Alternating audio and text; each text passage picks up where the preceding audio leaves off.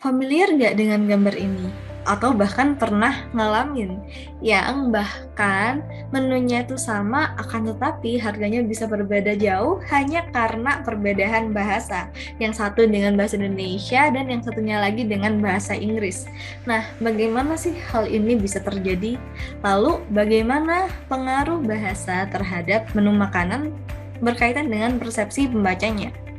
Oke, untuk memahami ini lebih lanjut, yuk simak penjelasan berikut ini. Nah, tapi sebelumnya perkenalkan terlebih dahulu kami dari kelompok 1A Mata Kuliah Bahasa Indonesia Departemen Teknik Kimia Industri dengan saya Silma, Azefa, Julius, Jihad, dan Yasintus. Nah, di sini kami akan mengungkapkan presentasi kami, hasil diskusi kami tentang kajian lanskap linguistik terhadap ketertarikan remaja pada menu makanan berkaitan dengan bahasanya. Sebelum lebih jauh, apa sih yang dimaksud dengan lanskap linguistik? Menurut Ardian, linguistic landscape atau lanskap linguistik adalah sebuah kajian yang membahas tentang penggunaan tata bahasa dalam ruang publik, baik itu monolingual, bilingual, ataupun multilingual. Secara singkat, lanskap linguistik dapat memberikan gambaran situasi kebahasaan suatu daerah atau tempat tertentu. Nah, selanjutnya, lanskap linguistik erat kaitannya dengan tempat umum. Tempat umum sendiri berarti terdapat banyak orang yang berkumpul untuk melakukan suatu kegiatan baik secara sementara maupun secara terus-menerus. Khususnya tempat umum di Surabaya. Terdapat banyak tempat umum seperti kafe, sarkem, tempat dugem, Departemen Teknik Kimia Industri, dan masih banyak lain. Di kota Surabaya sendiri, perkembangan teknologi informasi dan komunikasi budaya barat memberikan pengaruh pada budaya kuliner masyarakat lokal. Hal ini ditunjukkan dengan bermunculannya berbagai restoran yang menyediakan masakan dari berbagai negara.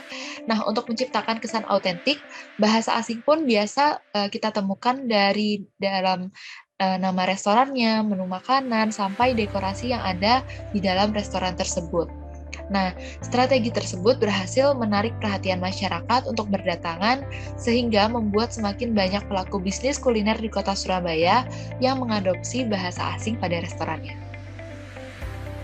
Selanjutnya, metode penelitian. Metode penelitian kami membagi jadi 3, yaitu mengumpulkan data, mengumpulkan data, dan mengolah data. Yang pertama, mengumpulkan data. Kami menggunakan metode campuran, yaitu metode kualitatif dan kuantitatif. Metode kualitatif berfokus terhadap pendapat responden sesuai apa yang mereka lihat terhadap tata bahasa dalam daftar menu di rumah makan. Yang kedua, mengelompokkan data. Fokus pengamatan kami adalah untuk mengetahui pengaruh beragamnya gaya bahasa, model, desain tulisan yang terdapat terhadap menu rumah makan yang berada di Surabaya. Lalu, kenyamanan seseorang ketika melihat tata bahasa dalam menu makanan dan persepsi seorang terhadap menu makanan. Kemudian, hasil data. Responden yang dituju adalah mereka yang merupakan remaja berusia 18-24 tahun.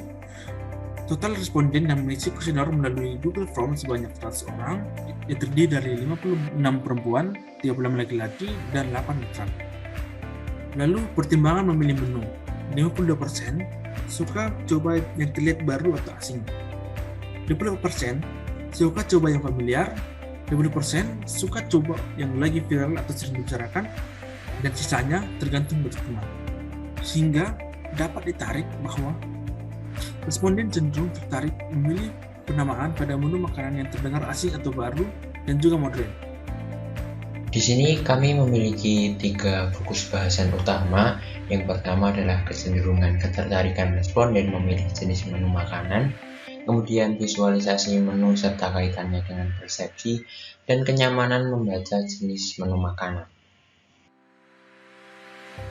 Nah, untuk yang pertama adalah kecenderungan ketertarikan responden memilih jenis menu makanan. Untuk mengetahui hal tersebut, kami meminta responden untuk memilih 1 dari 4 menu makanan yang telah kami sediakan. Ya baik, di sini ada visualisasi menu. Dapat kita lihat ada di slide ini ada 3 jenis menu.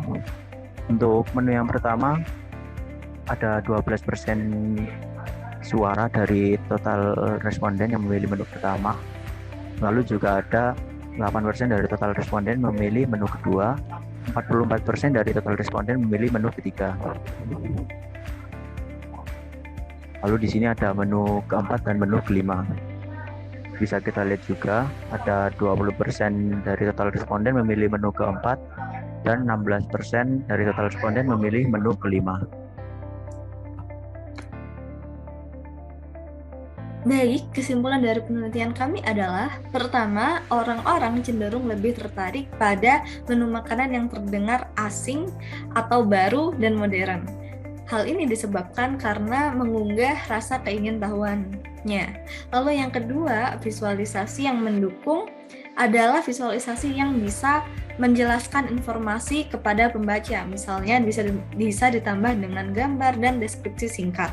Lalu yang ketiga, orang-orang cenderung lebih nyaman membaca menu dengan bahasa Indonesia karena hal ini ada kaitannya dengan penggunaan bahasa Indonesia sebagai bahasa sehari-hari.